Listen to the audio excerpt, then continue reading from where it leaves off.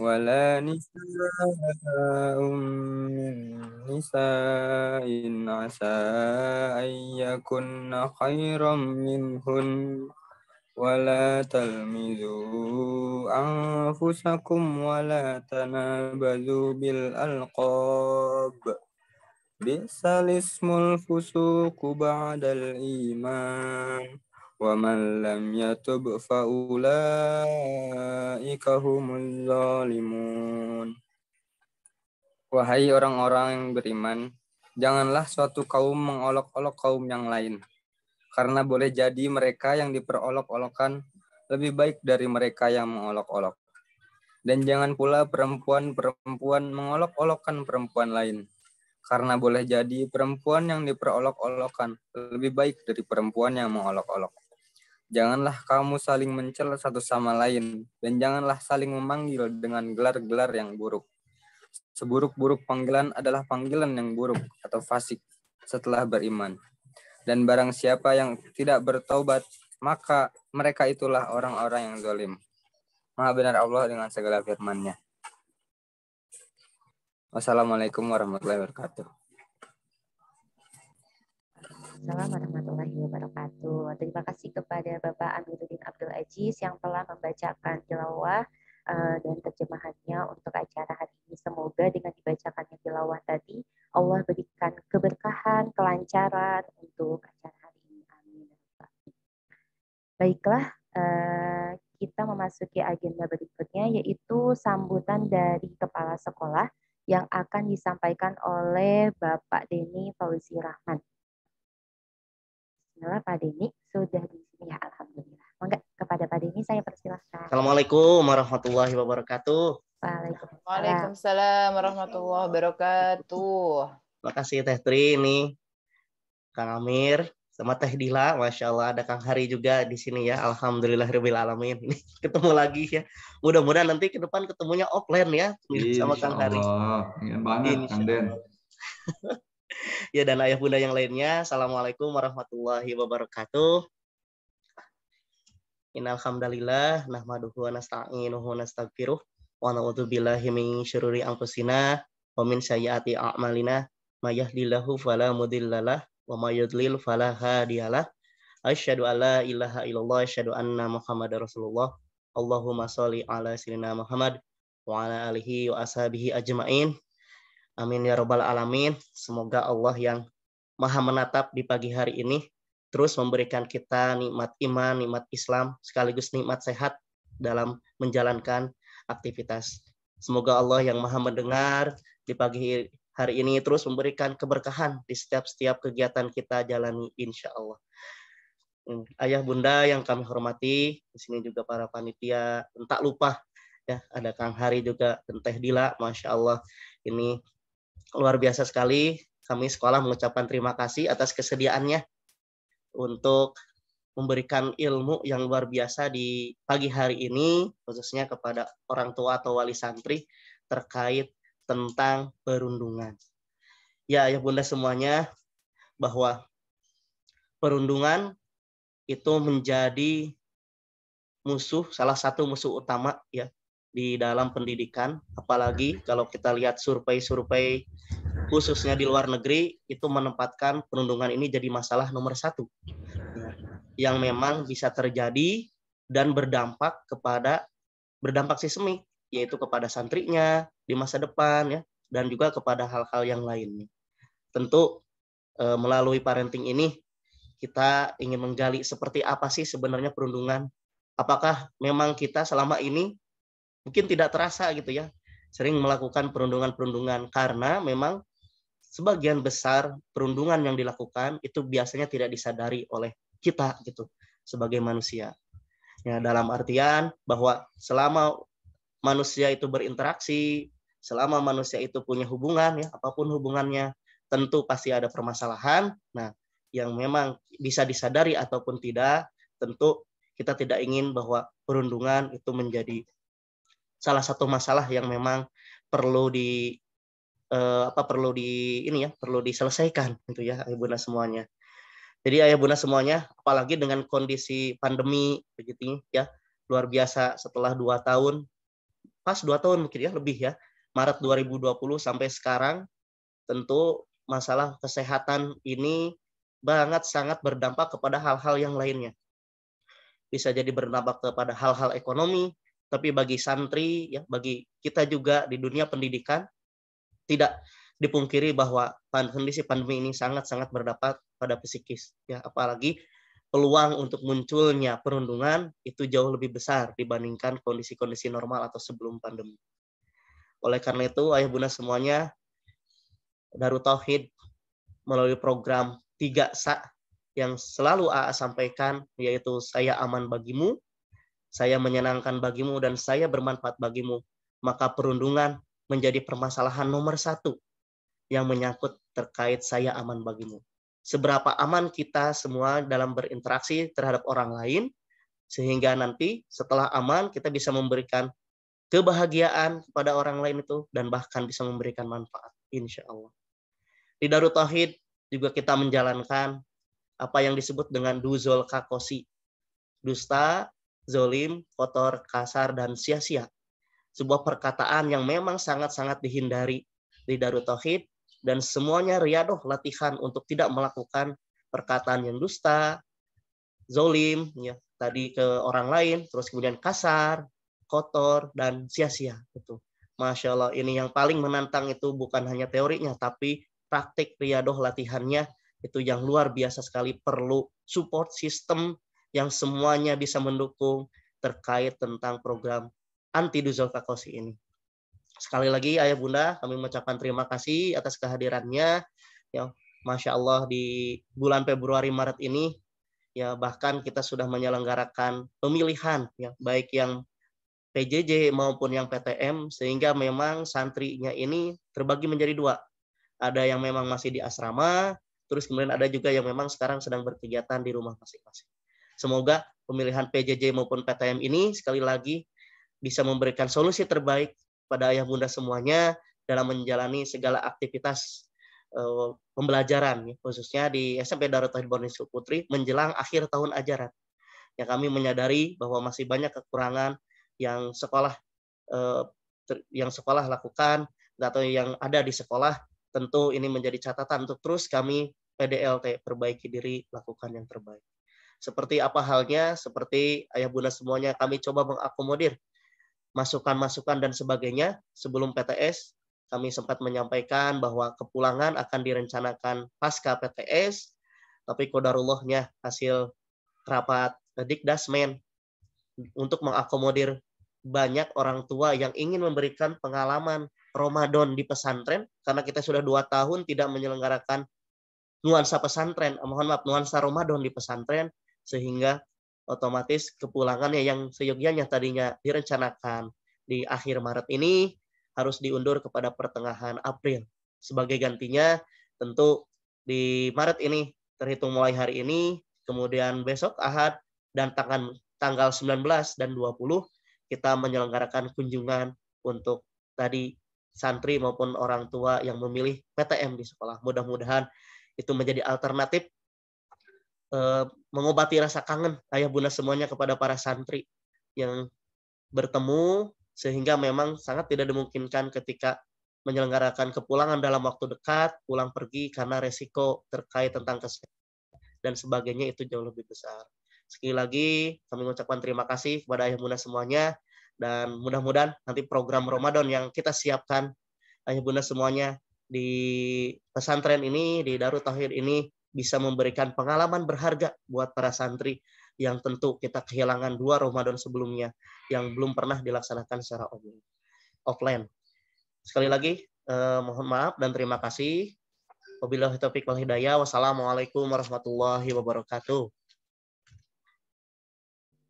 Waalaikumsalam warahmatullahi wabarakatuh. Terima kasih Pak Denny yang telah menyampaikan sambutannya dan penguatannya untuk kita semua. Nah, ayah bunda, sekarang adalah saat yang ditunggu-tunggu nih. Kita akan mendengarkan pematerian dari Coach Hari begitu. Tapi sebelum itu saya izin menyapa dulu Teh Dila atau Kak Dila ya dipanggilnya. Teteh aja, Oh, Teh Tetri. aja. Iya. Ya, baiklah Teh Dila. Nah, untuk acara selanjutnya saya serahkan ini untuk Teh Dila memimpinnya. Monggo Teh Dila. Atur nuhun, Teh Tri, Pak Denny, Rujung Enjing, Bapak Ibu, Ayah Bunda yang sudah hadir di sini. Assalamualaikum warahmatullahi wabarakatuh. Selamat pagi. Mudah-mudahan pagi hari ini dalam keadaan sehat walafiat ya, walaupun mungkin ini sebagian besar ditutup kameranya, tapi mudah-mudahan telinganya mendengar dan menyimak dari awal sampai dengan akhir ya. Dan sebelum kita ke Kang Hari, nih Bapak Ibu, Ayah Bunda, kenapa sih sebenarnya diadakan acara ini ya, kajian parenting wali santri, dan membahasnya terkait perundungan gitu loh. Karena memang sebenarnya pihak pesantren dan juga orang tua ini adalah tim ses ternyata.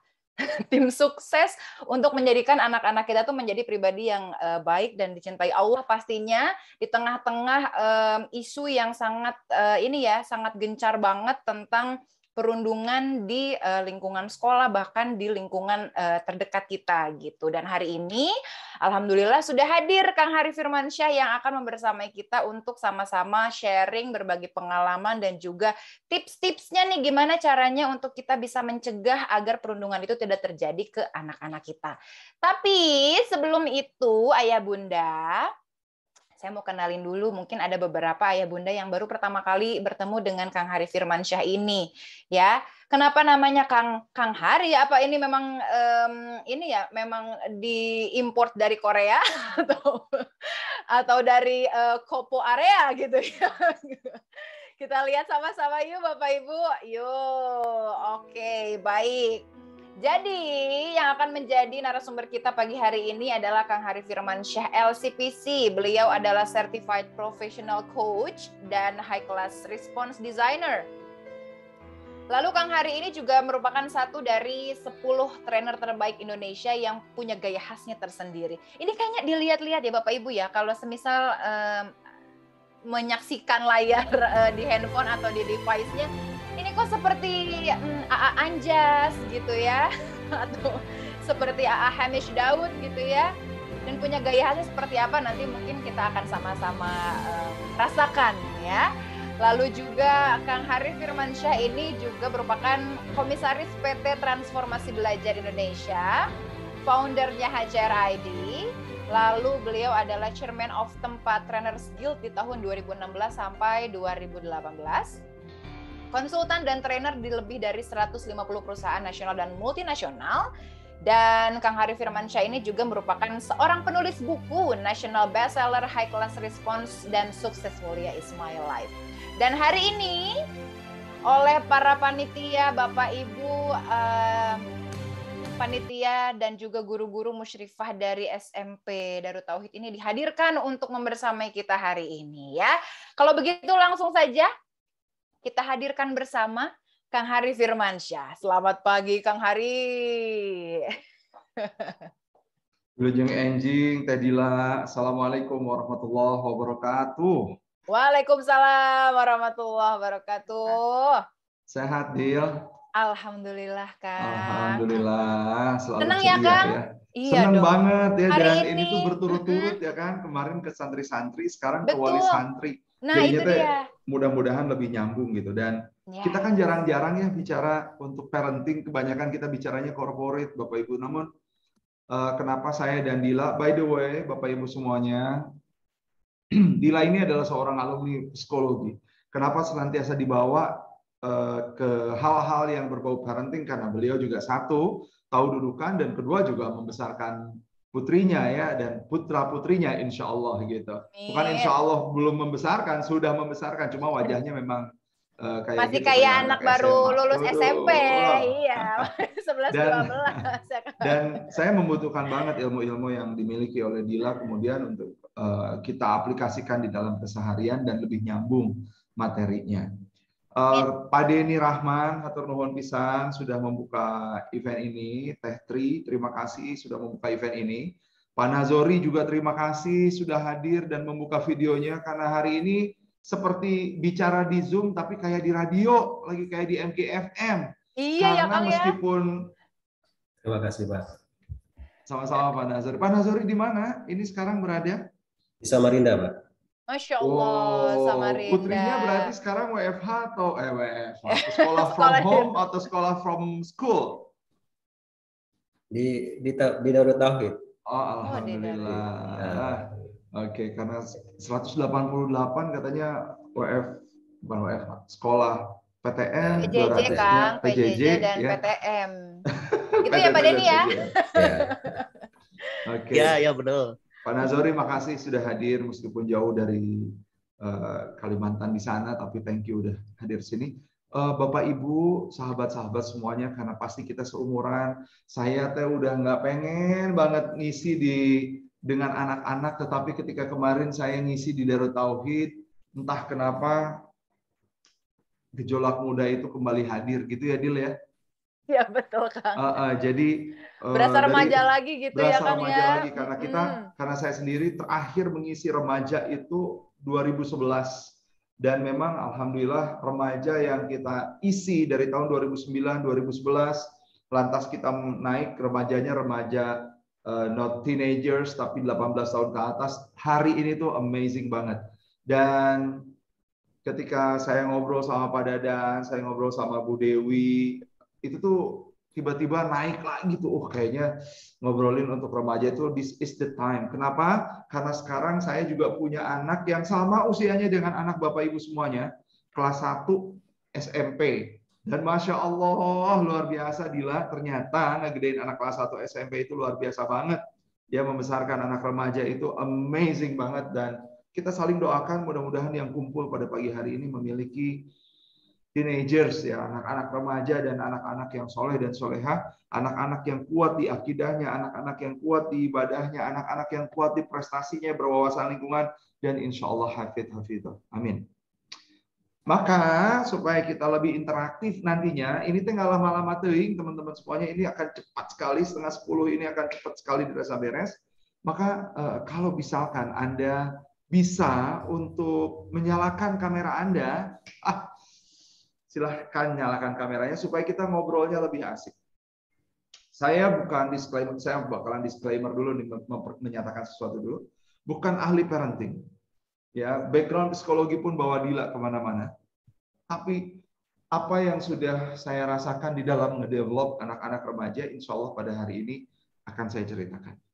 Karena kita akan ngobrol, teman-teman semuanya, meskipun Anda off kamera, silahkan. Barangkali kalau ibu-ibu lagi masak, hari Sabtu ini ya, lagi pengen deket sama keluarga, sok mangga dilanjutin kegiatan di rumah tangganya. Tapi nanti kalau kita ngobrol, unmute aja langsung. Ya, atau diketik di chat. Tapi Kang Hari rese, susah Kang Hari ngobrolnya pakai headphone. Ya udah, di unmute aja. Gitu ya, Dil ya? 97 orang berkumpul sekarang bersama di ruang Zoom. Mudah-mudahan ruang Zoom ini menjadi ruang yang berkah. Insya Allah. Beberapa minggu yang lalu, saya dan Dila mengisi sebuah materi untuk putra-putri Anda. Judulnya adalah mengubah perundungan menjadi keberuntungan.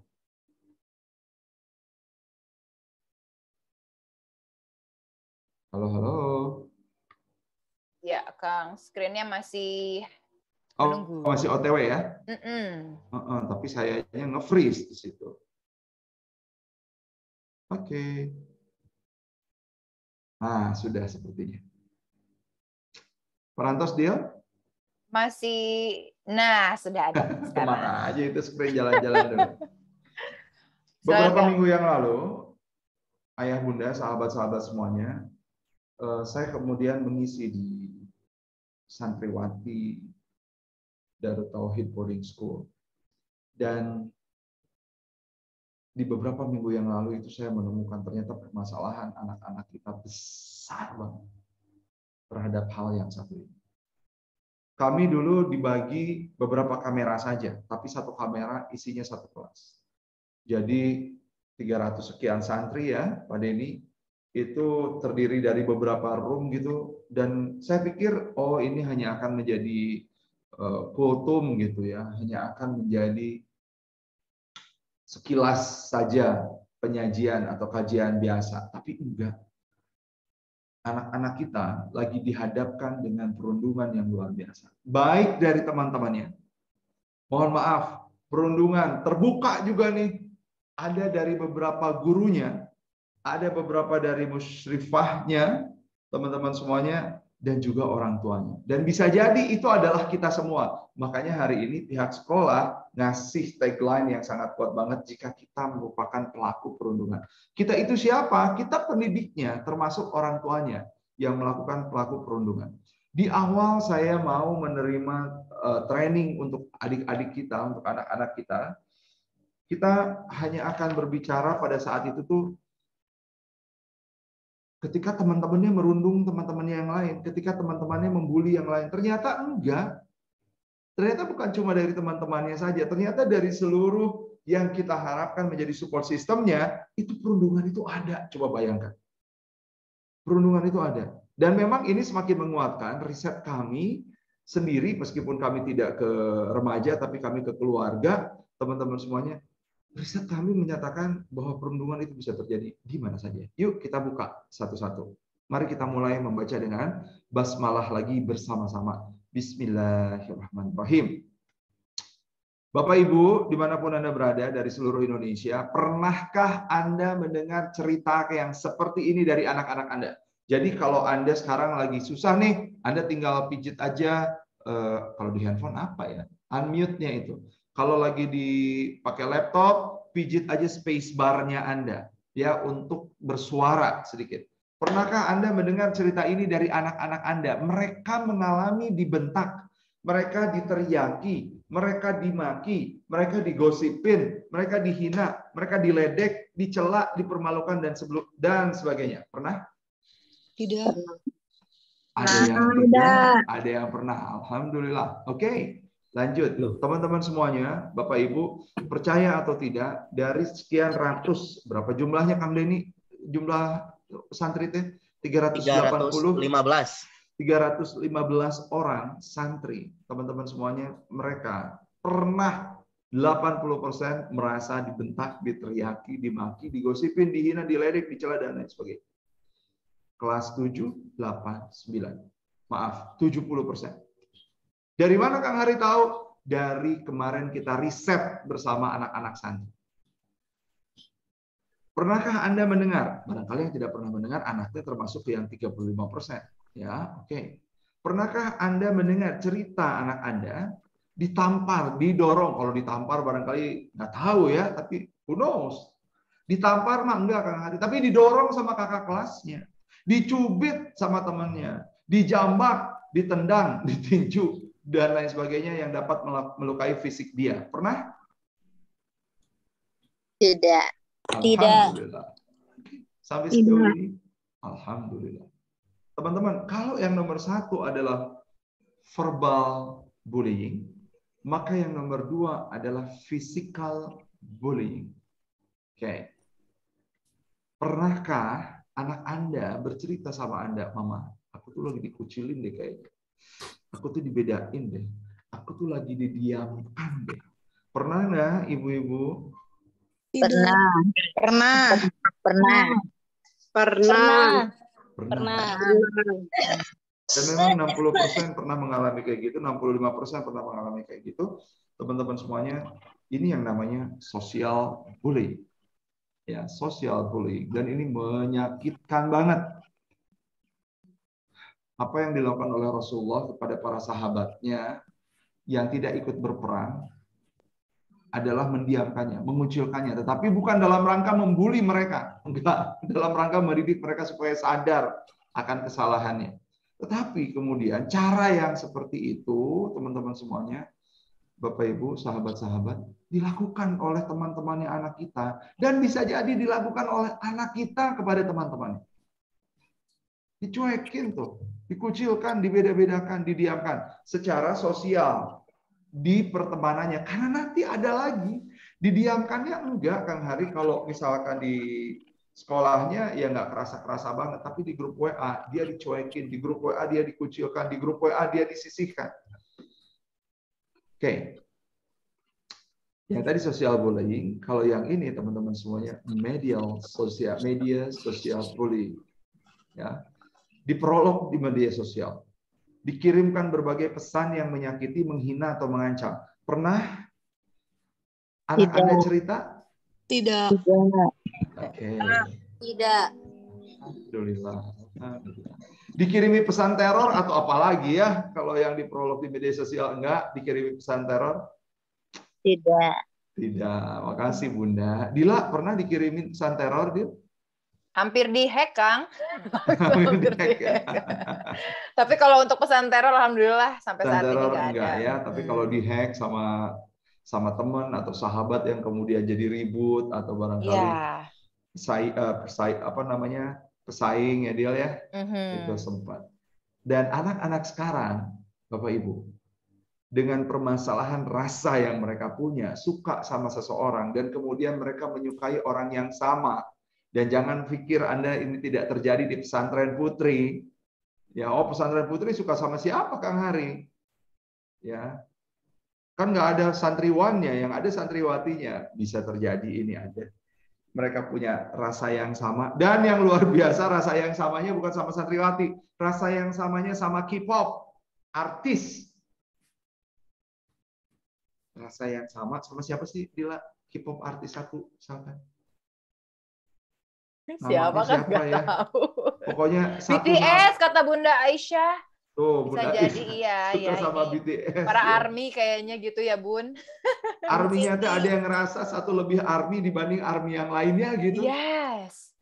Itu tuh menurut kita Bunda, menurut kita ayahanda, yang kita ini tidak dibesarkan di media sosial, yang kita ini bukan teknologi savvy, yang kita ini bukan netizen beneran seperti anak-anak kita. Menurut kita itu mustahil banget, tapi percaya atau tidak, anak-anak kita ngalamin.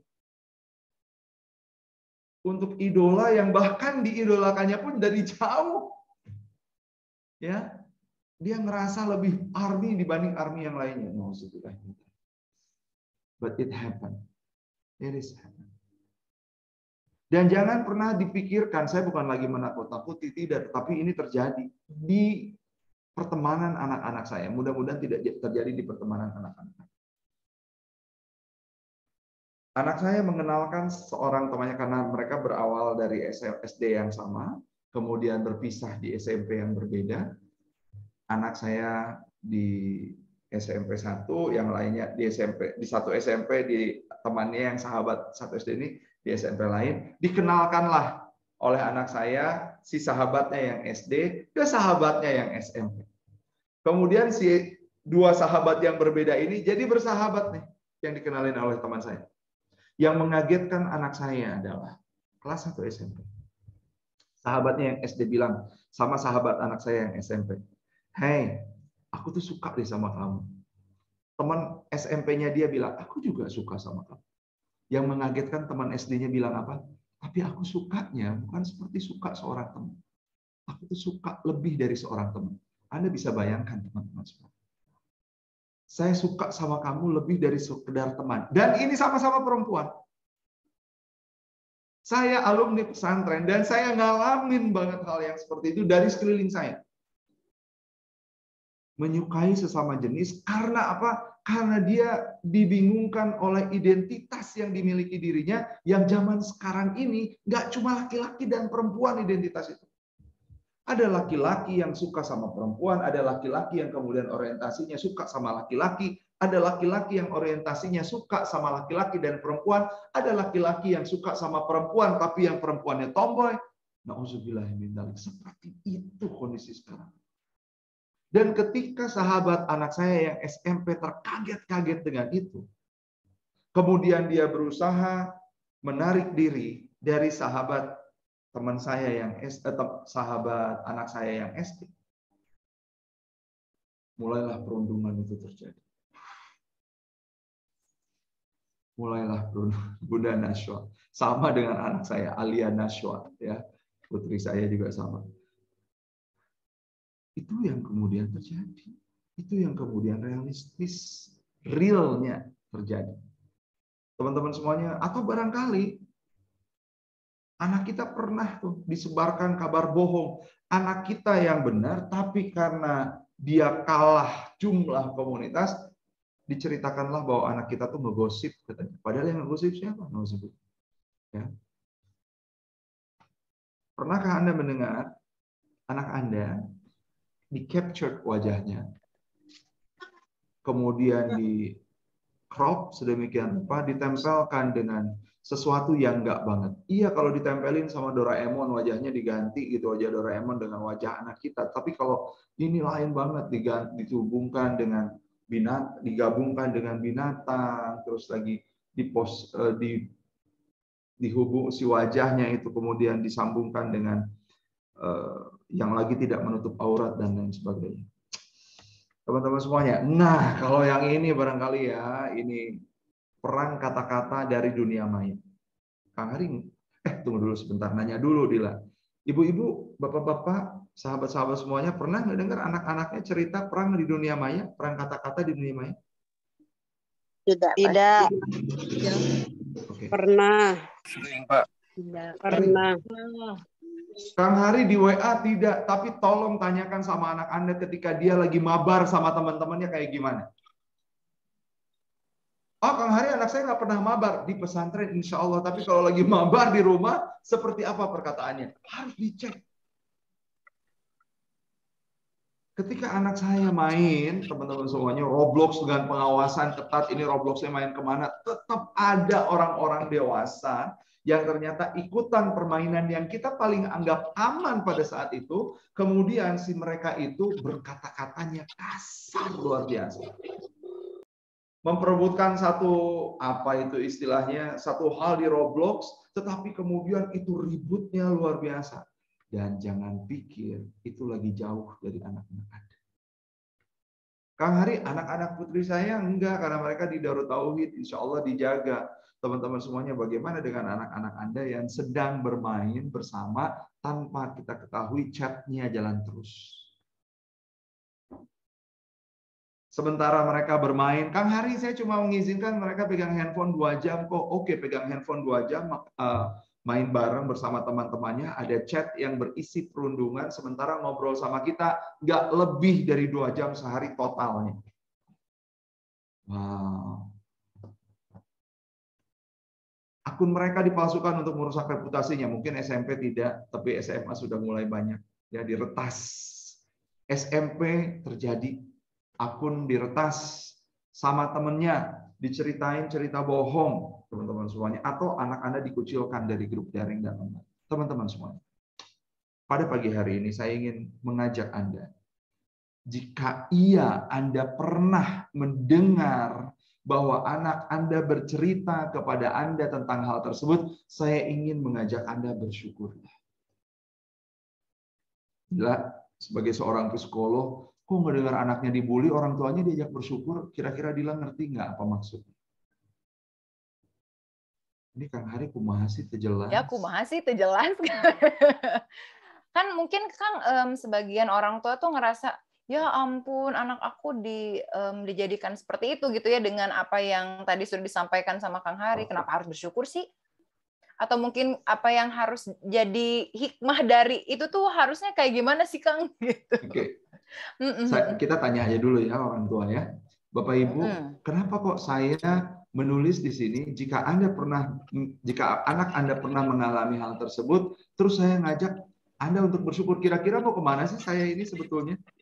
Kalau di chat nih Kang ya, kalau di chat tuh katanya berarti anaknya dekat dengan kita, terbuka sama apa yang terjadi gitu ya kepada orang tuanya, terus juga bersyukur jadi pelajaran bersama gitu Kang. Oke. Dan mungkin siapa itu yang lebih semakin aware mungkin ya Kang ya. Oke. Yang ngejawab di chat siapa dia? Ada Bunda Nashwa, Bunda Aisyah, terus juga orang tua Salsabila Aulia. Boleh kita kasih hadiah nanti salah satu di antara mereka ya. Kita minta alamatnya dari hcr.id untuk para bunda semuanya yang terlibat aktif. Teman-teman semuanya betul seperti para bunda-bunda tadi sebutkan, jika iya maka bersyukurlah. Pak Dadan, Wilujeng Sumping, hati-hati di jalan Pak Dadan. Ya, benar Kang Hari. Oke. Jika iya bersyukurlah, lalu Kang Hari anak saya dibully kok bersyukur sih? Teman-teman semuanya, maksudnya bukan cuma itu. Nanti iya, ketika bully, perundungan mengubah perundungan jadi keberuntungan, itu anak-anak Anda kemarin sudah diinstalkan itu.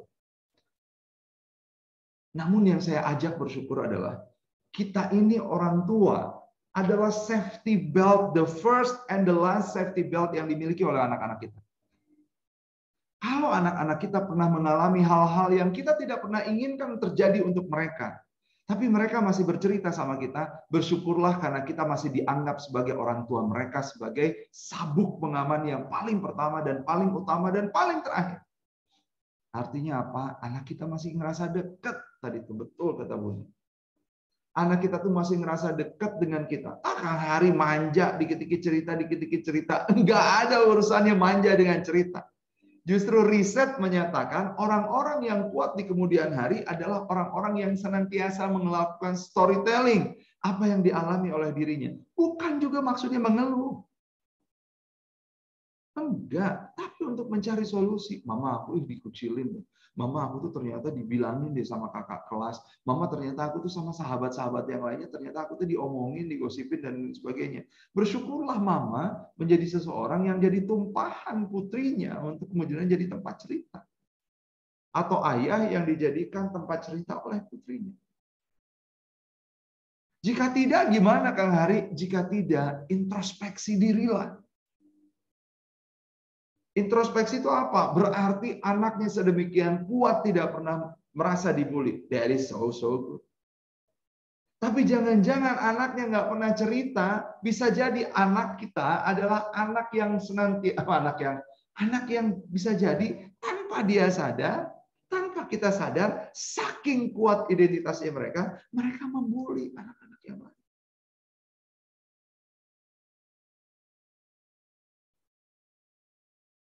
Kang Haris, saya nggak pernah dapat cerita. Tapi kemudian anak Anda pulang ke rumah, tanpa Anda sadari sudah banyak garis di sini. Zaman sekarang itu disebutnya barcode. Nauzubillah. Barcode itu dilakukan untuk apa? Barcode itu kemudian dilakukan untuk bukan menyakiti mereka, tapi supaya mereka ngerasain sesuatu yang lebih pedih dibanding apa yang dirasakan oleh hatinya. Maka jika tidak pernah, introspeksi diri. Introspeksi diri di dalamnya, alhamdulillah bersyukur anak saya nggak pernah kayak gitu. Tunggu. Tidak pernah itu anaknya sedemikian kuat sehingga ketika dia dibully, dia, ini gue bisa beresin. Alhamdulillah, Masya Allah, tabarakallah, mandiri gitu. Ini mah cemen, cincai, insya Allah mama udah ngajarin, papa udah ngajarin banyak hal, insya Allah aku kuat. Go ahead, go on. Tapi jangan-jangan anak aku saking kuatnya, dia berkomplot dengan orang-orang yang kuat juga, dan kemudian tidak melakukan 3 sa yang tadi oleh Pak Denny diceritakan. Saya aman bagimu, saya menyenangkan bagimu, saya bermanfaat bagimu. Atau yang lebih bahaya lagi dibanding anak-anak kuat yang kemudian membuli Suneo, membuli Giant, membuli Nobita, teman-teman semuanya, yang lebih bahaya lagi adalah ketika anak-anak sudah merasa, aku punya guru di boarding school aku. Aku punya Syarifah. Syarifah, Musyrifah. Musyrifah, Kang. Musyrifah. Aku sudah punya Musyrifah. Kakak kelas pengurus di sekolahku. Orang tua aku nggak perlu lagi aku ceritain. Karena aku udah punya sahabat yang tempat aku bercerita. Maka saya ngajak sama kita semuanya, termasuk sama diri saya sendiri. Introspeksi diri senantiasa. Jangan-jangan mereka pernah dibully, tapi aku nggak pernah mau tahu tentang itu, dan aku skip. Karena aku sebagai orang tua lebih suka bercerita, bertanya tentang gimana prestasinya dibanding gimana rasanya, gimana teman-temannya, gimana sekolahnya, apa yang dirasakan ketika WF, ketika PJJ dan PTM yang senantiasa berubah terus. Gimana rasanya ketika ada teman yang kemudian temannya itu positif, sementara kamu jauh untuk pulang. Teman-teman semuanya, dan hari ini salut kepada Pak Denny, Teh Tri, sekolah kita yang kemudian mengadakan kajian ini. Mudah-mudahan kajian ini menjadi pit stop buat kita, orang tuanya. Sedikit take an off, mengambil off sejenak. Hey, aku dan anak-anakku masih panjang urusan. Aku dan anak-anakku masih banyak yang perlu aku lakukan. Masih banyak yang perlu dijalin. meskipun sekarang lagi jauh. Gitu ya, teman-teman semuanya. Teh Dila, sebelum kita lanjutin, Disi mau ada pertanyaan dulu dari orang tua. Mangga. Ada, Kang. Dari Pak Ruswandi. Assalamualaikum warahmatullahi wabarakatuh, Kang Hari. Waalaikumsalam, Pak Ruswandi. Anak-anak tuh mengidolakan K-pop Korea bagaimana ya, Kang Hari? Nah, Oke. apakah itu mungkin dirasakan juga gitu ya sama Kang Hari sebagai orang tua gitu misalnya? Dan gimana sih cara kita sebagai orang tua tuh biar bisa menjadi benteng, biar nggak berlebihan? Karena kan ada yang sampai seedik itu loh gitu ya, Kang, sama K-pop Korea ini gitu. Oke, makasih. Makasih Pak Ruswandi, saya akan jawab dulu. Dia Kang Hari jawab sambil Kang Hari oret-oret ya. Terima kasih atas pertanyaan. Sahabat-sahabat semuanya, anak-anak kita ini netizen yang sangat teknologi savvy. Mereka betul-betul netizen yang memang mereka, kalau kita, mungkin kita ini rada apa ya, kita ini punya awareness yang tinggi terhadap media sosial yang kita punya. Karena kita tidak dibesarkan dengan itu. Anak-anak kita, dari kita hamil mereka untuk para bunda, kitanya juga udah pegang handphone. Keluar lahir itu anak kita ngelihat mamanya pegang handphone. Lahir anak kita untuk membuat anak kita tidak terlalu nangis, kita kasih itu TV untuk kemudian supaya dia rada-rada repeh gitu ya. Jadi mereka tuh dari lahir memang dia sudah sangat netizen banget. Nah, satu yang kemudian sangat besar kita perlu aware adalah kekuatan media itu.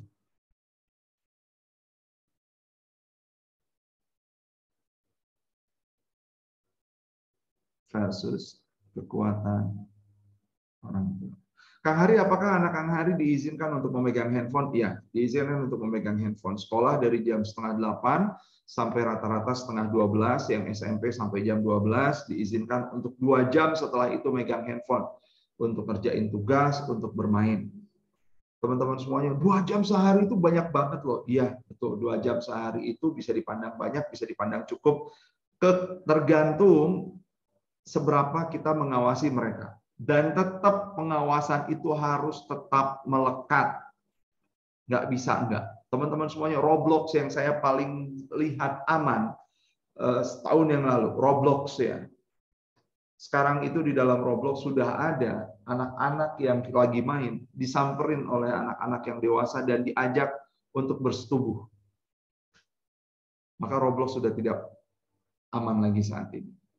Tetapi teman-teman semuanya, kekuatan media yang masuk ke kepala anak kita itu ternyata bukan cuma lewat handphone, bukan. Lewat TV juga, lewat sinetron yang kemudian ditonton oleh mamanya dan anaknya ngikut. Dan salah satu yang paling hebat propagandanya saat ini adalah, propaganda itu kata lain halusnya adalah promosi. Hari ini adalah K-pop. Teman-teman semuanya, kita nggak usah bahas lagi banyaknya K-pop yang kemudian mengajarkan sesuatu hal yang tidak baik. Teman-teman semuanya. Ya salah satunya adalah identitas jenis kelamin yang paling sederhana. Itu udah jangan lagi dilihat nanti K-pop ini ngajarin one eye dan lain sebagainya. Kejauhan. Terlalu jauh. Lihat orang-orang Korea yang laki-lakinya lebih cantik dibanding perempuannya dan betapa dokter itu disebutnya sekarang apa? Ciptaan dokter itu apa disebutnya? Istilahnya ciptaan dokter selalu jauh lebih cantik. Karena dokter bisa mencipta laki-laki jadi perempuan. Tapi jadinya kembar, Kang, hampir mirip dari satu orang ke yang orang lain. Satu dokter ya katanya gitu. Satu dokter. Kekuatan media inilah yang kemudian membuat mereka terasuki. Karena apa? Karena pikiran bawah sadar itu, teman-teman semuanya, kalau sering kita lihat yang namanya iceberg, ya Bapak Ibu, iceberg itu adalah es di laut. Yang kelihatan itu kan cuma 18%, yang nggak kelihatan itu 88%. Ini 12% kelihatan, katanya kayak gitu. Sering dianalogikan bahwa ini adalah pikiran sadar. Dan yang di bawahnya sering dianalogikan Pak Ruswandi dengan pikiran bawah sadar. Anak kita pada sadar gitu bahwa mereka mengidolakan BTS? Iya sih, mereka ketika nonton, iya. Tapi kenapa itu terjadi? Karena dorong oleh pikiran bawah sadarnya. Kenapa pikiran bawah sadar itu bisa terbentuk sedemikian rupa? Karena pikiran bawah sadar itu dibentuk oleh beberapa hal, teman-teman, Bapak Ibu semuanya. Tunggu sebentar, saya lagi. Oke, pikiran bawah sadar itu dibentuk oleh beberapa hal. Yang pertama adalah oleh repetisi. Anak saya memegang handphone di atas rata-rata anak-anak yang lainnya, namun anak-anak saya tidak menyukai K-pop. Apakah menyukai drama Korea? Oh, suka drakor. Gimana enggak, mamanya juga suka. Bapaknya juga suka nonton drakor. Ya, dari 12 episode nontonlah 1 episode ya supaya tahu. Nanya-nanya yang lainnya, ini kenapa, jangan ditonton semua, ngabisin waktu. Kenapa kok anak saya nggak suka K-pop? Karena saya kami repetisi. Bahwa banyak hal-hal yang lebih banyak mudaratnya dibanding manfaatnya. Nggak ada juga manfaatnya untuk menyaksikan K-pop dan mengidolakan K-pop. Repetisinya kekuatan mana? Kuatan media kah? Atau lebih kuat kita? Kalau lebih kuat media, jangan salahkan media, karena yang salah adalah kekuatan orang tuanya yang tidak merepetisi. Kita ini sampai di usia seperti ini, bilang Rinso membersihkan paling bersih karena iklan merepetisi kita. Kita ini di usia yang kayak gini, apapun makanannya, minumannya tes sosro, karena iklan merepetisi kita. Kita ini sampai usia kayak gini, minuman apapun kita sebut aqua, karena iklan merepetisi kita. Sehalus itu repetisi kemudian masuk ke pikiran bawah sadar kita, dan sehalus itulah repetisi masuk ke pikiran bawah sadar anak-anak kita. Yang kedua, yang membuat pikiran bawah sadar itu adalah ada figur otoritas yang merepetisi hal-hal yang diterima oleh anak-anak kita.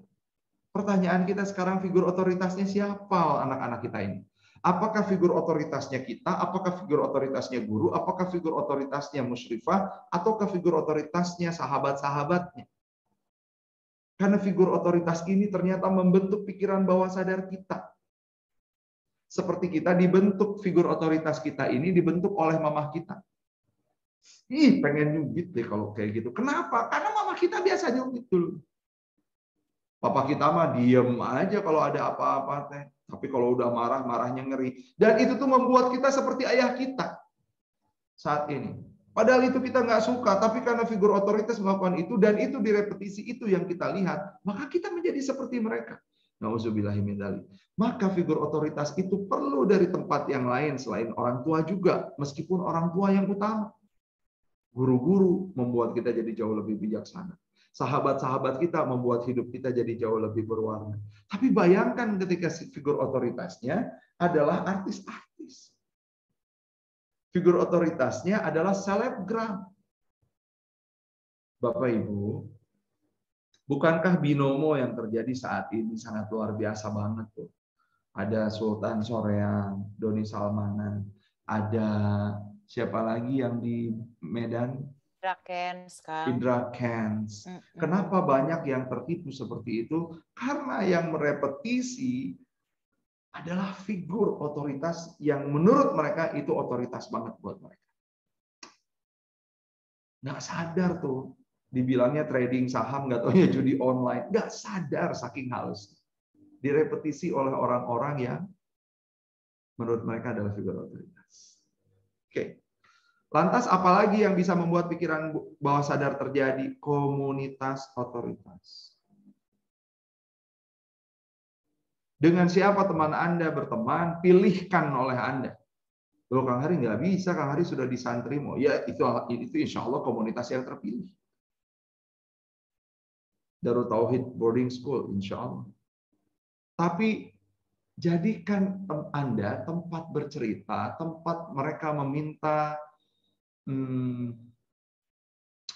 pertimbangan, siapa nih sebetulnya yang perlu saya jadikan teman, siapa yang perlu saya jadikan sahabat. Kenapa? Karena komunitas otoritas itu sangat membuat mereka memiliki pikiran-pikiran yang tanpa sadar mereka punya, saking sudah mendalamnya, jadi belief, jadi value. Teman-teman semuanya. Apalagi yang membuat pikiran bawah sadar terbentuk? Sensational feeling.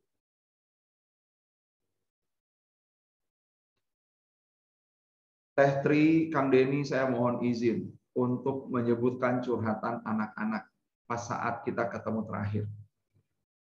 Dan saya yakin curhatan itu direspons positif oleh pihak sekolah, makanya kita ada hari ini. Kang Hari, guru-guru kita itu kan biasanya itu kalau sama orang tua kita itu tiba-tiba caper ya. Dan mereka tuh capernya sama orang tua kita. Sama kita bahkan mereka tuh tidak percaya loh bahwa kita tuh beneran sakit, pengen minta izin, bahwa kita tuh lagi bukan malas belajar, bahwa kita tuh teman-teman semua. Kenapa itu keluar? Itu keluar karena feeling yang mereka rasakan sedemikian sensasional. Dan ketika sensational feeling dirasakan berulang-ulang, maka itu akan jadi pikiran bawah sadar nih mereka. Aku ini jadi orang yang nggak dipercaya. Aku ini dibilang sama guruku anak nakal. Aku ini orang yang nggak bisa diatur. Aku ini orang yang jadi bibit trouble gitu, troublemaker dan lain sebagainya. Itu sensational feeling. Maka balik lagi ke pertanyaan Pak Ruswandi tadi, kok bisa ya mereka menyukai K-pop? Karena yang masuk kepada benak mereka secara repetitif, figur otoritasnya, komunitas otoritasnya, sensational feeling-nya, mereka rasakan lebih dari luar dibanding dari kita. Saya pernah ke Korea sama istri saya. Yang membuat kami menganga di sana. Nih, Tadila belum pernah dengar cerita. Ketika kita diajak ke sebuah pertokoan, teman-teman semuanya. Jadi saya mau datang ke sana untuk mempelajari budaya, bukan untuk berwisata. Kita datang ke sebuah pertokoan, kita riset di sana. Yang membuat kami menganga luar biasa adalah ada satu orang pelayan toko yang memang itu kecantikan, kan biasa kan di Korea itu serum lah yang dijual, terus apa. Terus kemudian ada seorang tangan calon pembeli mereka, customer mereka, seorang wanita gitu ya, kayak misalkan Dila dipegang tangannya dengan manis, dengan sangat gentle banget. Terus kemudian si pelayan toko itu K-pop banget wajahnya ya, sangat opha banget gitu. Terus dikecerotin itu lotion, skincare, terus si skincare-nya itu sama dia begini. Dengan jarak wajah yang sangat dekat, apa yang dilakukan dan kemudian apa yang direspons oleh calon pembelinya? Calon pembelinya cuma kayak gini doang. Dengan tatapan yang penuh cinta sama si penjual itu, dengan tatapan yang hok cai kalau orang sudah bilang, olohok bari ngaca ya, yang oh my god. Saya sama istri saya ngelihat itu, kita sampai stop langkah kita, kemudian ya ampun sampai segitunya. Dan istri saya ketika saya tanya, kalau Bunda ngelihat cowok-cowok seganteng itu kayak gimana? Suka. Terus dipegangin tangannya, terus digini-gini. Ya kita punya iman, kita punya punya akhlak yang menjaga kita untuk itu. Bayangkan. Respons yang dimiliki oleh wanita itu adalah respons yang juga bisa dimiliki oleh anak-anak kita. Ketika mereka dihampiri oleh anak ganteng, dipegang tangannya, diperlakukan secara gentle. Ayahnya nggak pernah melakukan itu sama dia. Saya pengen nangis itu karena ayah yang hadir sekarang. Berapa sering ayah mencium tangan putrinya, memeluk putrinya, mengecup keningnya, mendoakan anak kita di atas keningnya. Memeluk dia dengan penuh kasih, meskipun ketika dipeluk saya sama anak saya kejar-kejaran karena dia nggak pernah mau dipeluk. Di luaran sana itu banyak laki-laki yang lebih gentleman dibanding kita.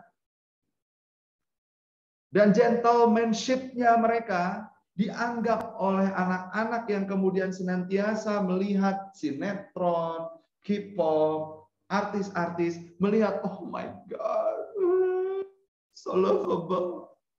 Karena dia nggak melihat ayahnya so lovable.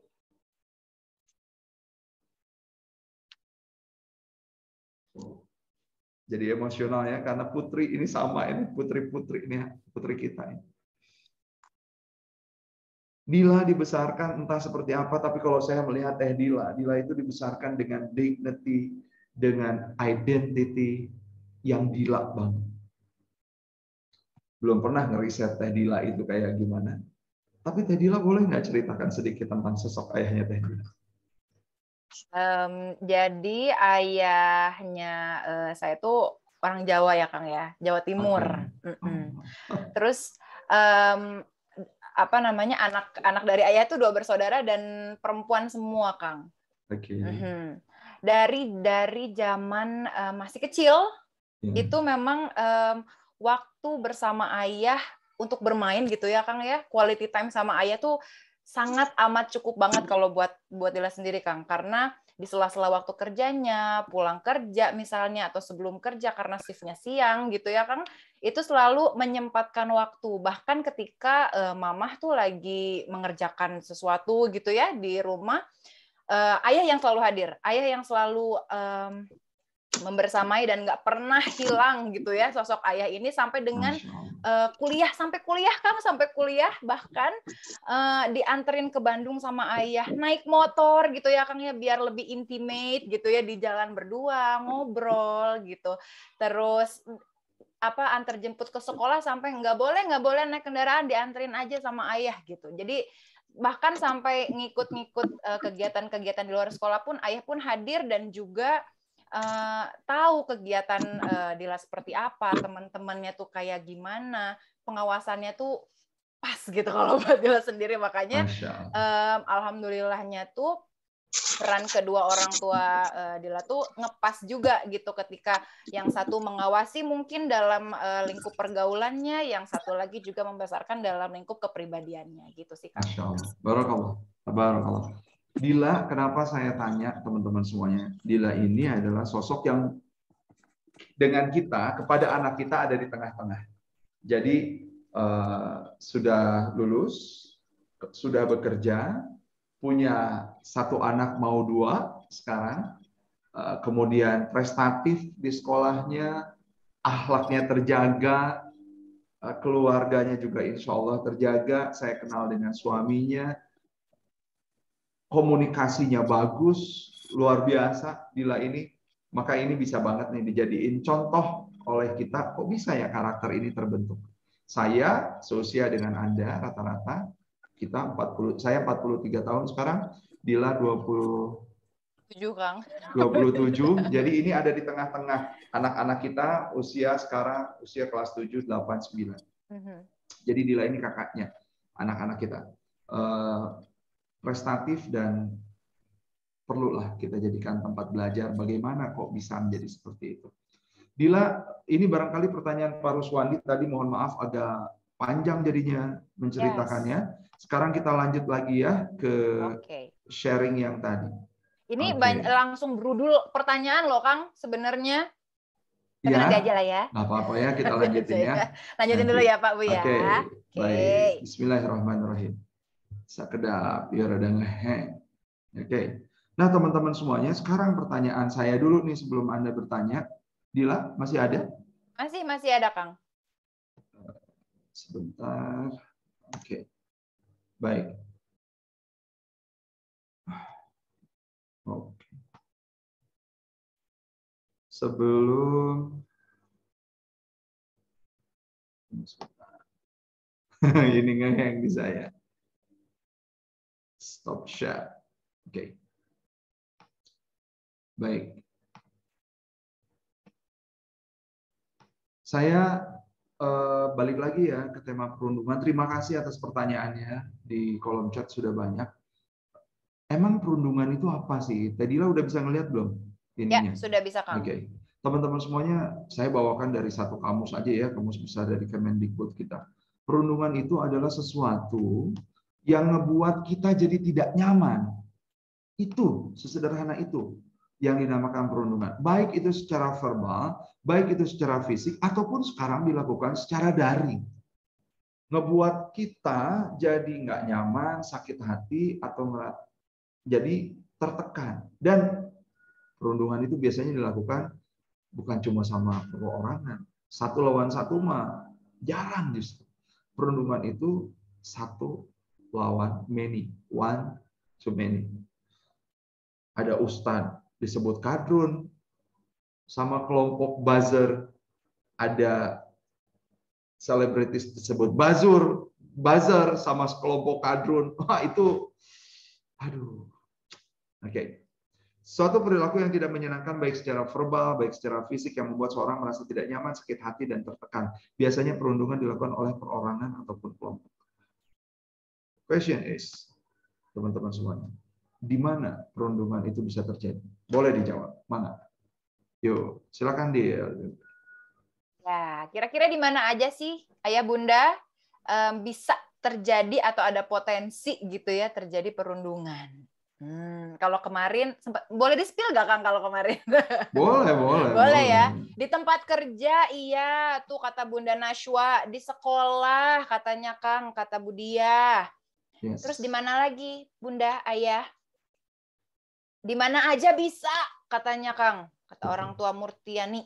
Betul, Kak Murtiani. Orang tua dari Murtiani berarti ya?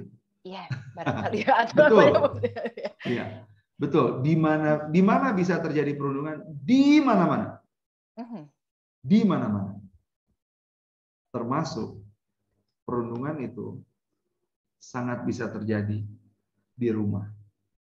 Meskipun saya nggak bilang itu rumah. Teman-teman semuanya, karena rumah beda dengan tempat tinggal. Meskipun bentuknya sama, tapi yang satu disebut home, yang satu disebut house. Home ini adalah rumah, house ini adalah tempat tinggal. Tempat tinggal adalah tempat yang suatu saat akan ditinggalkan. Orang kumpul terus tinggalin rumah itu. Kos-kosan itu tempat tinggal. Orang datang tidur di kamarnya masing-masing, kemudian dia tinggalkan. Home itu apaan? Home itu adalah tempat untuk orang-orang kembali untuk pulang. Kembali untuk balik. Itu home. House untuk ditinggalkan. Home itu untuk mereka kembali pulang. Pertanyaannya, teman-teman semuanya, rumah kita beserta anak-anak kita, ini home untuk mereka, ataukah only house karena mereka kemudian akan meninggalkannya, pulang ke Darut Tauhid? Pulangnya kemana? Ke Darut Tauhid. Bukan pulangnya ke Samarinda, bukan pulangnya ke Jawa Timur, bukan pulangnya ke Kalimantan, ke Sumatera, ke tempat tinggal kita. No, tapi pulangnya entah kemana. Kalau ada home yang berarti prime home, yaitu rumah yang kita siapkan untuk anak-anak kita bertumbuh, maka ketika anak-anak kita dewasa dan sekarang ada di tahap teenager, anak-anak kita saat ini tuh sedang berpesantren, maka pesantrennya anak-anak kita itu apakah jadi second home untuk mereka ataukah only house? Housing aja. Tempat kerjaku adalah rumahku. Tempat kerjaku maksudnya bukan rumahnya barangkali, karena rumahnya di rumahnya, beneran rumahnya. Tapi bisa jadi tempat kerjaku adalah rumahku, karena rumahku bukan rumahku. Di rumahku itu ketemu sama pasangan, udah cemberut, udah nyebelin, udah kayak gitu banget males. Tapi kalau di tempat kerja ketemu sama teman-teman yang menyenangkan, teman-teman yang satu visi, sementara sama pasangan aja aku nggak satu visi. Di mana bisa terjadi perundungan? Di mana-mana, termasuk di rumah mereka, termasuk di sekolah mereka. Kalau mereka cuma bilang bahwa sekolah itu juga dan rumah itu hanya tempat tinggal. Di rumah bisa jadi terjadi perundungan, adik kakak, misalkan kakaknya bilang kepada adiknya sesuatu yang tidak menyenangkan, tapi ada orang tuanya yang kemudian menormalkan kondisi yang tidak menyenangkan itu buat anak-anaknya. Itu adalah dinamika rumah. Bukan dinamika tempat tinggal. Karena dinamika tempat tinggal, adik kakaknya ribut, udah split seumur-umur. Nauzubillahimin. Ketika perundungan bisa terjadi di mana saja, maka pertanyaannya adalah siapa yang bisa melakukan perundungan? Coba. Ayo Nah, dijawab dulu siapa ayah bunda. nih kira-kira Siapa? Bapak Ibu, ayah bunda? Kalau tempatnya bisa di mana aja, dan siapa aja sih yang bisa melakukan perundungan? Siapa aja katanya Kang Hari? Siapapun bisa. Semua orang juga bisa, katanya gitu, Kang. Yes. Mhm. Termasuk kalau siapapun bisa adalah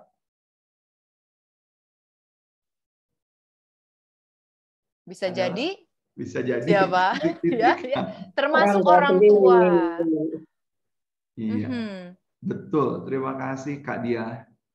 Terima kasih Kak Mama Habibah. Mama Habibah, Kak Mama Habibah. Terima kasih Mama Habibah, Kak orang tuanya dari Teh Murtiani. Itu Kak Adina Zahra, orang tuanya dari Kak Adina, dari Adina.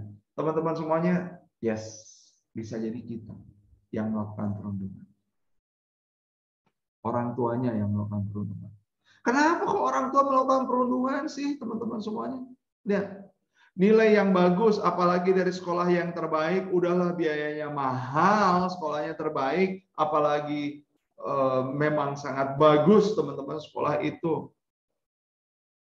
Kata orang juga bagus, dipercaya bisa mengantarkan anak bisa memasuki dunia pekerjaan dan profesi mereka dengan profesi yang terbaik dan sukses. Justru hal ini yang kemudian membuat orang tua di Asia terlihat lebih keras daripada orang tua di belahan barat.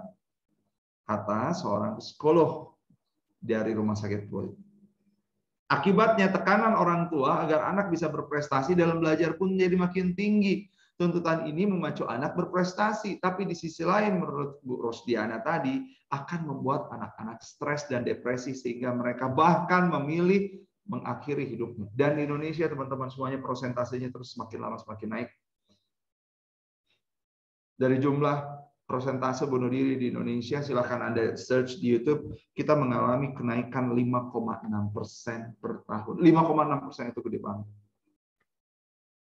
Anak-anak yang bunuh diri dengan menggunakan dasinya. Anak-anak yang bunuh diri di dalam lemari. Anak-anak yang kemudian, banyak cerita-cerita yang mudah-mudahan kita dilindungi. Teman-teman semuanya depresi. Anak depresi nggak akan pernah mau cerita sama orang tuanya. Nggak akan pernah mau cerita. Apalagi ketika depresinya disebabkan oleh kita, karena kita ini senantiasa, gimana nilai ujiannya, nak?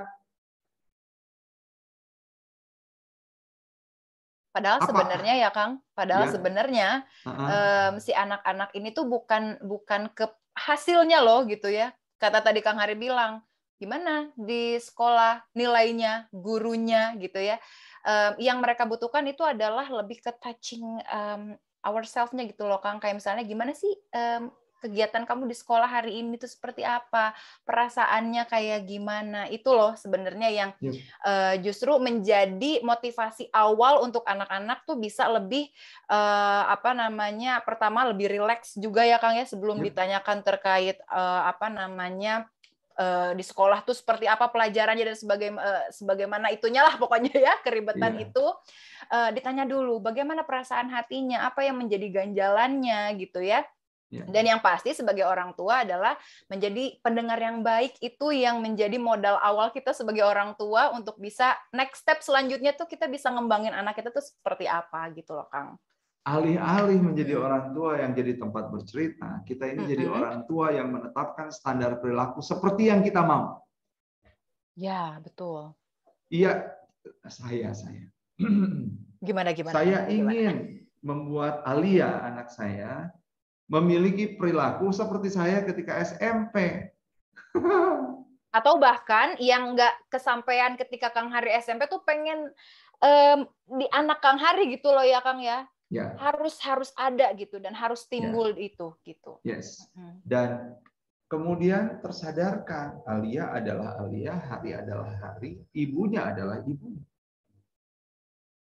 Kita menyekolahkan anak kita ke sekolah tertentu, apalagi sekolah itu sudah dicap baik oleh banyak orang, kita ini punya standar di kepala kita. Nanti keluar dari Darut Tauhid, keluar dari Alpha Centauri, keluar dari kalau di Bandung itu ada As-Salam, keluar dari Darul Quran, keluar dari mana? Itu sudah ada sesuatu yang terset up Bukannya tidak boleh, tentu orang tua boleh dong, itu jadi doa dong. Tetapi kemudian yang kita tanyakan adalah hal-hal yang kita inginkan. Kita nggak pernah tahu apa sih yang paling kamu sukai di usia kamu yang sekarang, apa yang paling kamu syukuri. Apa sih yang paling kamu senangi ketika kita punya waktu kayak begini untuk saling cerita. Apa sih yang paling kamu enggak, kita tuh berbicara atas apa yang paling kita sukai, bukan anak-anak yang kita sukai. Dan itu bisa jadi cikal bakal dari bully di rumah. Kekerasan terjadi atas nama penegakan disiplin. Itu zaman kita dulu. Sekarang mudah-mudahan sudah tidak. 2014, 89 anak meninggal sia-sia karena bunuh diri. Dan ini terus naik. Nah, teman-teman semuanya. Sudah semakin mendekati waktu kita berakhir. Terus gimana dong yang bisa kita lakukan dalam respons kalau misalkan kita ini ingin jauh disebutkan dari si pembuli? Teman-teman, pertama, untuk anak kita yang dibully oleh teman-temannya, maka pahamkan kepada mereka mana yang kenyataan, mana yang masalah. Ketika ada tukang. Yes, ketika ada anak yang lain membuli dia, itu bukan masalah ternyata. Tapi itu adalah fakta. Sama ketika kita memiliki pasangan yang kayaknya susah banget deh pasangan gue dikasih tahu berapa kali sih di lemari kudu ditutup lagi, berapa kali sih kalau nyimpan anduk itu jangan di tempat yang membuat jadi lembab gitu. Ngeselin banget deh. Pasangan yang ngeselin itu masalah apa fakta, Ibu? Halo, Bu. Gimana, Bu? Fakta. Itu fakta. Loh, kok ini merasa tertampar ya, Kang Ari? Pasangan yang aduh, Bapak ini ngegemesin deh. Bapak yang ngegemesin itu tuh fakta, Bu. Masalahnya di mana? Masalahnya adalah di gambaran mental kita tentang orang tersebut. Gambaran mental kita tentang diri kita. Ketika dia mengalami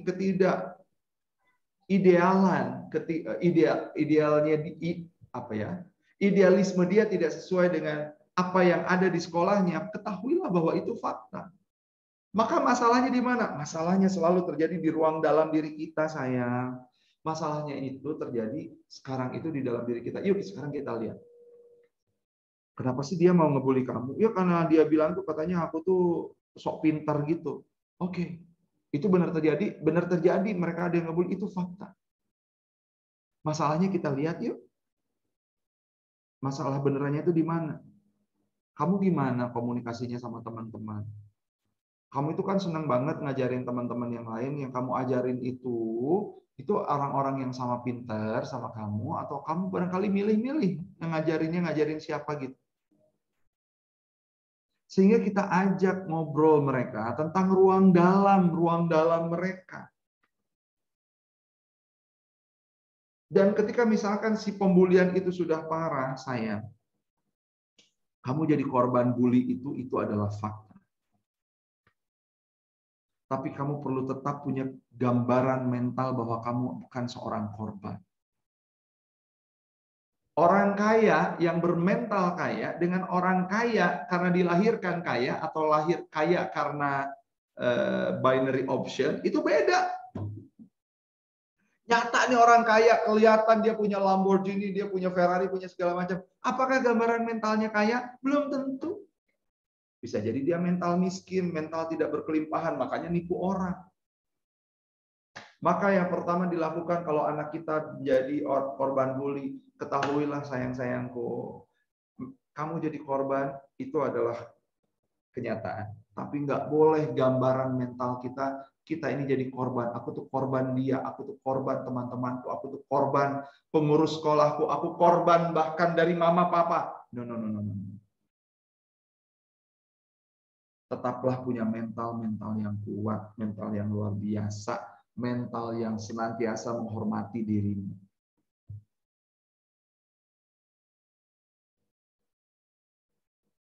Kang Hari, itu kalau anak saya jadi dibully, tapi kalau anak saya pembuli, Gimana Kang Hari? Nanti akan saya ceritakan di yang langkah ketiga. Kenyataannya sekarang misalkan kita ini ingin hijrah sehingga kita ini meninggalkan apa yang perlu kita tinggalkan. Dulu kita hidup berlimpah, tetapi karena Papa sadari hidup Papa itu ternyata kemarin itu penuh dengan riba, maka sekarang kita hijrah mulai dari nol sehingga kita ini tidak bisa hidup seperti dulu. Itu kenyataan. Tapi gambaran mental si kenyataan itu nggak boleh terus-terusan ada di gambaran mental anak kita. Contohnya apa? Kita ini miskin sekarang ini. Hijrah itu susah. Hijrah itu membuat kita jadi tidak bisa menikmati hidup kita seperti sebelum kita berhijrah. Itu namanya gambaran mental. Kenyataannya memang betul kok. Kita hidup tidak seperti dulu lagi. Kita hidup barangkali penuh dengan challenge karena kita sekarang harus mikir kalau mau jajan apa, duitnya terus kayak gimana. Tapi insya Allah ikhtiar yang sekarang Papa lakukan, insya Allah akan membawa keberkahan dan insya Allah akan jauh lebih baik dibanding yang kemarin. Itu gambaran mental. Dan gambaran mental selalu mendahului kenyataan. Kalau anak kita dibully, perkuat identitas diri mereka.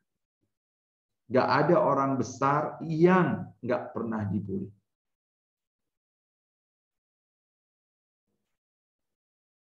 Bapak Ibu, kenapa sih anak kita ada di Darut Tauhid? Coba.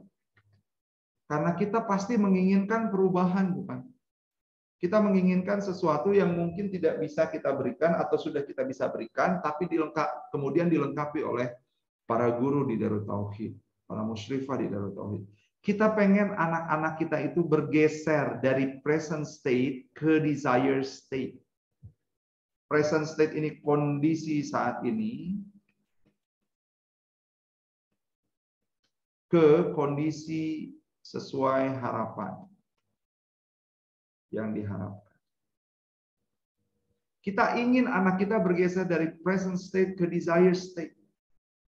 Tapi kemudian kenapa ya kok Kang Hari present state ke desired state-nya nggak sesuai dengan apa yang saya harapkan? Kok anak saya ini masih begini, masih begitu, masih begini, masih begitu. Teman-teman semuanya, environment itu, kata Robert Dilts, si orang yang membicarakan tentang pola perubahan, environment itu adalah hasil dari yang atas. Environment betul bisa mengubah sebuah kondisi karakter betul kalau dia ada di dalamnya lama. Pesantren dengan environment-nya benar bisa banget mengubah karakter. Tapi ada yang jauh lebih kuat. Bagaimana bisa mengubah karakter? Kayak gimana? Apa tuh yang bisa mengubah karakter? Yang bisa mengubah karakter adalah 4 ini. Disebutnya apa? Capacity. Sementara skills disebutnya apa? Capability. Sementara behavior adalah hasil dari 5 yang di atas. Environment adalah hasil dari 6 yang di atas. Siapa yang bisa membesarkan kapasitas anak-anak kita? Yang bisa membesarkan kapasitas anak-anak kita adalah figur otoritasnya. Pertanyaannya, saya ini figur otoritas bukan buat anak-anak saya. Gampang. Ambrol ayah. Itu sehebat apa sih kita menerapkan identitas pada anak-anak kita? Karena kalau identitas itu kuat, maka anak-anak kita akan punya value yang juga kuat. Kalau value-nya kuat, maka anak-anak kita akan punya belief yang kuat. Jangan juga mengharapkan, nanti ada guru, nanti ada musyrifah yang akan menanamkan repetisi kepada mereka. Boleh jadi identitasnya bukan identitas yang ingin kita harapkan. Kenapa? Karena kita tidak serepetitif orang lain menanamkan identitas kepada mereka. Identitas ini kemudian bisa memenjarakan kita, si pemilik identitasnya, atau bisa memerdekakan kita, si pemilik identitas tersebut. Anak kita bisa terpenjara dengan identitas yang tanpa sadar kita tanamkan sama mereka. Wis, Bu, biasa wae.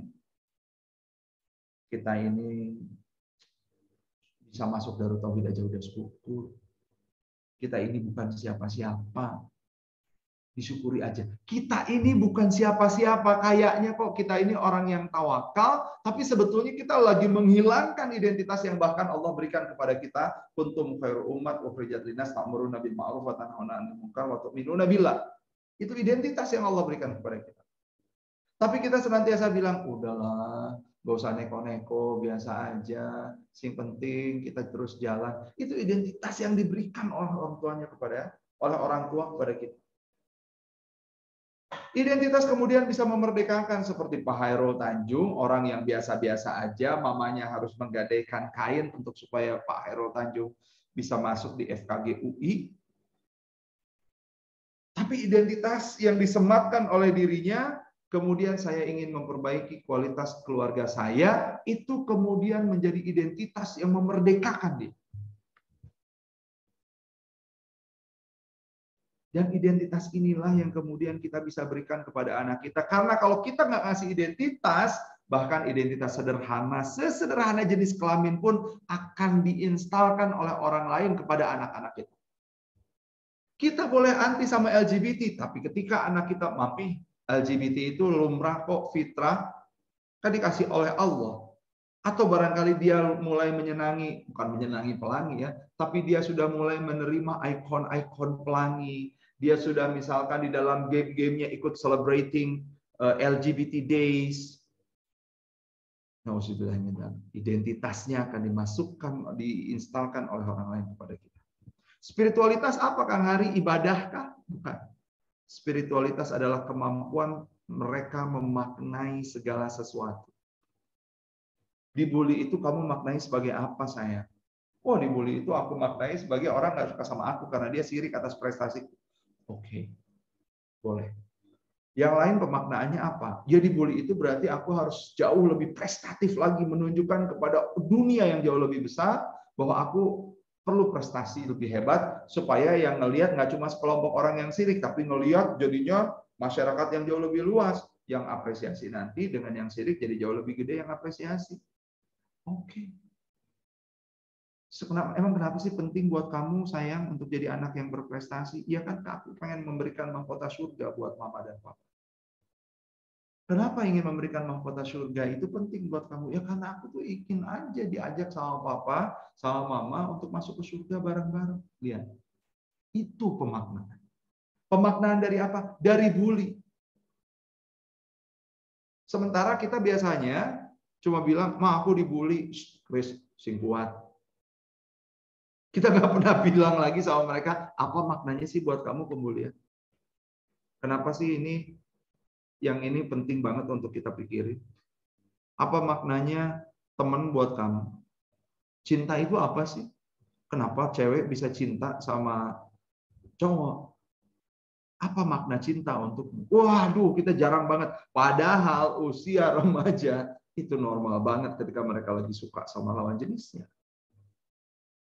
Pemaknaan siapa yang menanamkan? Apakah ustadznya, apakah ustadzahnya, apakah musyrifahnya? Enggak.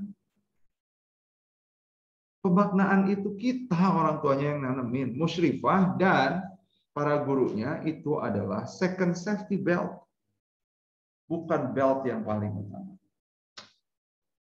Bapak Ibu, capability yang sering kita pikirin. Oh, anak saya nggak bisa coding, kasih coding. Oh, anak saya nggak bisa matematika, kasih les matematika. Anak saya nggak bisa robotik, kasih robotik. Itu bagus. Nge-install skills itu bagus. Kita lagi pengen menginstal capability karena mereka punya banyak skills, mereka punya banyak kapabilitas. Tapi apa artinya kapabilitas tanpa kapasitas? Kita ini lagi nanam kapabilitas. Kita lagi menanam isi dari gelas. Kita nggak pernah bayangkan gimana ya anak kita supaya makin lama supaya makin besar gelasnya.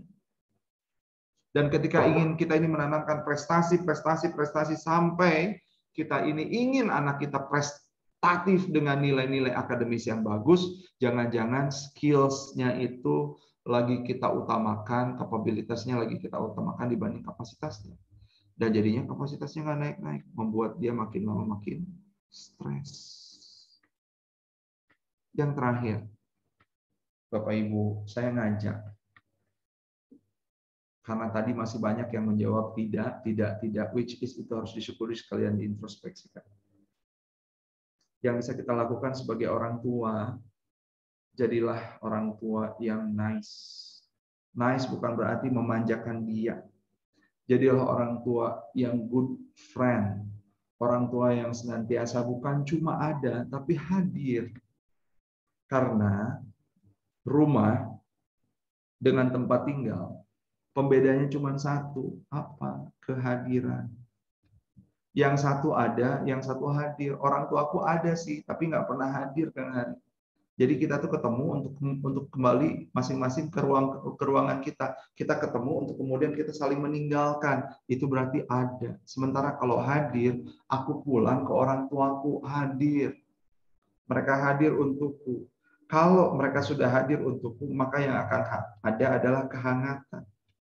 Rumah itu hangat, tempat tinggal itu dingin. Makanya tempat tinggal ditinggalkan oleh orang yang tinggal di dalamnya. Sementara rumah dijadikan tempat kembali untuk orang-orang yang sudah jauh bepergian kemanapun.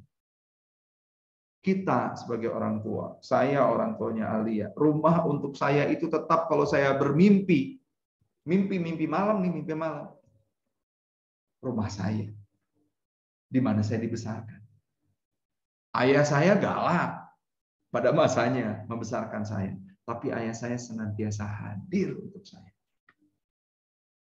Mungkin orang tua saya ortodok, konvensional. Tapi mereka hadir untuk saya.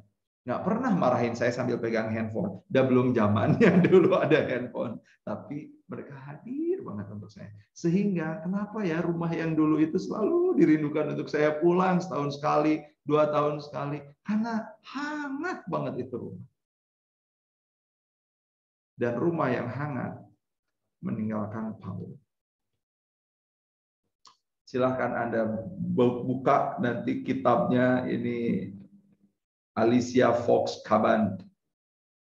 Judulnya apa? Judulnya Charisma Myth.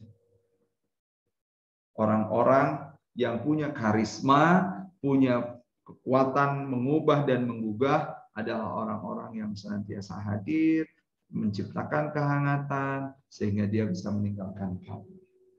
Be nice, be a good friend. Karena bisa jadi mereka butuh tempat cerita kita. Be nice, be a good friend, because a good friend never bully their friends. Nice friend never bullying their friends. So, teman-teman semuanya, jadilah orang tua yang jadi teman untuk mereka. Riset yang kami lakukan untuk kami training komunikasi di perusahaan-perusahaan. Sekarang itu anak-anak millennials, apalagi anak-anak kita yang jauh di bukan Gen X lagi tapi sudah Gen Z dan nanti akan jadi Gen Y anak kita. Setelah anak kita nanti adik-adiknya jadi Alpha generations. Mereka itu komunikasi bukan pengen komunikasi ke atas atau mereka komunikasinya kayak bos ke bawah. Mereka komunikasi ingin banget setara sama orang yang mereka ajak komunikasi. Maka jadilah orang tua, di mana orang tua itu punya posisi juga setara dengan anak-anak kita, kayak teman. Ya, selain sebagai pengarah, tapi juga sebagai seorang yang membersamai kemanapun mereka mengarah. Terima kasih banget, Teh Dila, Teteh panitia, hatur nuhun. Oke, silahkan Dil. Oke, baik. Sebelum dikembalikan ke Teh Tri, mungkin ini Kang ada satu pertanyaan yang cukup menggelitik dan juga mungkin ini dirasakan oleh beberapa orang tua ya Kang ya. Dari Bunda Nashwa. Assalamualaikum Kang Hari. Ketika putri kita banyak cerita tentang kondisi atau perlakuan di sekolah atau pesantren yang kalau dicermati adanya unsur pembulian, gimana sih caranya supaya kita selalu ingin memperlihatkan kasih sayang kita ke anak dengan cara menyampaikannya ke pihak sekolah atau pesantren, tapi di mata anak tidak merasa aduannya ini selalu disetujui oleh kita, sehingga akhirnya anak kita tuh justru jadi sering mengadu ke kita karena selalu dibela. Ke kita itu ke orang tuanya? Ke orang tuanya, iya. Oke, karena sama orang tuanya dibela. Oke, pertanyaan pertama, ini mau menyelesaikannya as a coach atau as a trainer ya? Tunggu sebentar. Ganti dulu helmnya ya. Iya. Bunda Nashwa, yang pertama banget adalah ketika anak ngadu ke kita, mengadukan segala sesuatu kepada kita, maka bersyukurlah karena anak masih menganggap kita sebagai safety belt-nya. Justru pada saat itulah, itu kesempatan kepada kita untuk menguatkan diri anak-anak kita. Untuk memaknai apa yang terjadi di sekolahnya. Ketika dia ngerasa dia tidak dipercaya oleh para guru atau musyrifahnya sehingga mengadu kepada kita. Dila, kalau ini salah, tolong kasih tahu ya, kalau Kang Hari mislek ya, dari kalimat yang tadi pertanyaan Bunda Najwa sebutkan. Maka ini kesempatan untuk kita, untuk mereka memaknai apa yang dilakukan oleh para musyrifah dan para guru-gurunya. Misalkan, sayang, emang kenapa gitu kamu ngerasa nggak dipercaya? Iya, tuh mah aku tuh lagi pada saat itu, aku tuh lagi sakit benar, tapi dah, ih ampun banget, hari di depan mama gara pun pada manis, hari di depan kita mah pada galak mereka. Terus kita boleh tanya lagi nih, parent as a friend ya, kita nanya, menurut kamu hari mereka galak teh kunaon cik? Menurut kamu mereka galak itu sama kamu itu kenapa? Ya nggak tahu, pengen, barangkali mereka galak. Ada nggak hal yang lain yang membuat mereka galak? Ada sih, apaan? Dia karena aku dan teman-temanku tuh kayaknya barangkali di tempat yang lain susah diatur. Padahal kan aku nggak sama kayak mereka, yang anak-anak susah diatur. Oke, pernah nggak kamu ngobrol ini sama guru kamu, sama musyrifah kamu? Pernah sih, tapi nggak didengerin. Cara ngomongnya dulu kayak gimana gitu? Ya cara dulu ngomongnya tuh, enggak bu, aku mah nggak kayak gitu. Udah cukup sopan belum ngomongnya? Menurut kamu gimana ya? Udah sopan apa belum ya? Ya masih gaya aku sih mah. Terus baiknya kayak gimana supaya kita tuh ngomong didengerin? Ya jadi jauh lebih hormat sama kakak musyrifah. Oke, itu yang dilakukan. Dia punya solusi atas permasalahannya sendiri yang kemudian kita ini sebagai orang tuanya dijadiin tempat curhat, tapi juga tempat untuk mereka mendapatkan kesadaran. Makanya namanya spirit. Spirit itu ruh. Jadilah teman cerita untuk anak-anak kita. Menjadi teman cerita itu artinya teman yang membuat mereka bercerita. Jangan mereka curhat sekali, terus kita yang cerita. Mama, aku teh mending ngerasa nggak ini banget deh sama guru-guru di sekolah. Ya kamunya meren, itu bisa dipercaya. Kamunya kali nggak bisa dipercaya. Makanya tuh jadi anak tuh yang tanggung jawab. Ibu, hati-hati. Bapak, hati-hati. Satu, sebagai orang tua yang kita mesantrenin anaknya, karena saya juga pernah di pesantren, satu yang tidak bisa kita, kekurangan kita adalah kita nggak bisa awal senantiasa. Awal itu observe, W-nya itu watch, L-nya itu listen. Hati-hati ketika kita nggak bisa observe, watch, listen, kita ini jadi orang tua yang bias sama anak kita. Permasalahan yang mereka hadapi dengan keinginan yang kita harapkan untuk mereka menjadi segala sesuatu dari permasalahan-permasalahannya bisa ngebuat kita bias. Ya makanya tuh jadi anaknya yang bisa dipercaya. Ih, hari mama, tunggu sebentar, aku tuh belum sempat cerita. Kenapa mama tiba-tiba menganggap aku jadi anak yang nggak bisa dipercayai? Atau langsung tutup pintu Kang itu, jadi nggak mau terbuka lagi gitu ya. Gitu ya, langsung tutup pintu ya. Itu tuh kata anak 27 tahun gitu tuh. Selesai ceritanya. Atau barangkali kita lah nggak kayak gitu juga, tapi kita bilang, hey, guru sama musyrifah teh orang tua kamu di pesantren. Mereka itu jadi perwakilan mama, papa di pesantren. Makanya sing nurut. Anaknya belum sempat cerita apa permasalahan. Kita itu udah jadi kayak dokter, yang dokternya itu ketika kita datang, dokter nanya, kenapa Pak? Pusing. Ya udah, baring. Tunggu dulu, pusingnya teh karena apaan? Pusing teh bapak teh nggak punya duit, investasi di binary option terus rugi. Pusingnya itu ribut sama istri. Pusingnya itu bapak kemarin habis ninjau proyek kepanasan, terus habis itu masuk ke ruangan ber-AC kedinginan, terus nggak pernah ditanya. Jadilah orang tua yang Masya Allah, teman untuk bercerita. Gitu tadilah Bunda Najwa pun mudah-mudahan nyambung ya. Terus kalau misalnya mau ini Kang, mau sharing gitu ya, apa yang tadi sudah diobrolkan dari orang tua, dari anak ke orang tua, terus ingin disampaikan ke pihak pesantren nih untuk bisa menjadi satu yang mungkin ulangi diperhatikan. Dila, maaf, gimana Dila? Ya, kalau Tadi semisal udah terjadi nih komunikasi antara anak dan juga orang tua. Lalu gimana sih caranya kita sebagai orang tua menyampaikan ini ke sekolah atau ke pesantren agar bisa ditindaklanjuti atau bahkan jadi perbaikan gitu ke depan? Masya Allah, Masya Allah. Makasih Dila. Yang saya tahu DTBS ini, DTBS kayak BTS jadinya ya. DT Boarding School. DT Boarding School ini punya sistem komite, yang kemudian komite ini perlu kompak, dan memang saya kenal dengan Pak Dadan karena beliau ini partner belajar yang udah kayak saudara. Komite bisa dijadikan komite kelas 9 ya, kalau Pak Dadan kan komite ada kelas 8 dan kelas 7. Komite ini bisa dijadikan tempat untuk kita berkomunikasi kepada pihak sekolah. Karena memang komunikasi ini yang perlu terus-terusan dijadikan jembatan untuk kita kemudian saling memahami. Pihak sekolah memahami apa ekspektasi orang tua memahami apa yang sudah dilakukan oleh pihak sekolah di dalam mendidik anak-anak kita. Jadi kelihatan sumbunya di mana, sumbatannya di mana, kemudian bagaimana mencari solusinya. Oke, sekarang saya akan gambar-gambaran dulu sebelum nanti masuk ke pertanyaan terakhir ya. Bapak Ibu, kita ini as a team dengan sekolah. Sekolah adalah tim dengan orang tua. Ketika kita menyekolahkan anak-anak kita di pesantren, kita ini lagi forming. Kita ini lagi membentuk formasi baru untuk mendidik anak kita. Kita ini jadi tim. Forming namanya. Memformasikan, memformulakan. Ketika forming, pasti terjadi storming. Dordar gelap, ya.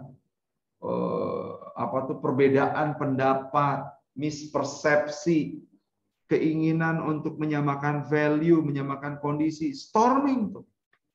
Makanya Pak Dadan sampai memberikan riset kepada anak-anaknya untuk supaya tahu bagaimana karakternya. Supaya apa? Supaya bisa dijadikan bahan untuk storming, bertukar pendapat, berbeda pendapat, bersilang pendapat, storming. Habis dari storming, ada yang namanya norming. Ini anak saya karakternya begini, bagaimana cara mendidiknya. Ini gurunya karakternya begini, bagaimana pendidikan yang perlu dideliver oleh guru yang berkarakter seperti itu. Setelah itu baru perform. Setelah itu baru forming lagi. Ada Pak Denny dan tim, ada Anda dan tim. Jalan tuh mendidik anak-anak sekian bulan. Ternyata ditemukan ada temuan-temuan kayak begini, begitu. Jangan dibiarkan. Kita ini sebagai orang timur senang banget untuk menghindari storming, untuk menghindari debat, untuk menghindari diskusi, untuk menghindari silang pendapat. Padahal dari silang pendapat kita akan menemukan titik temu.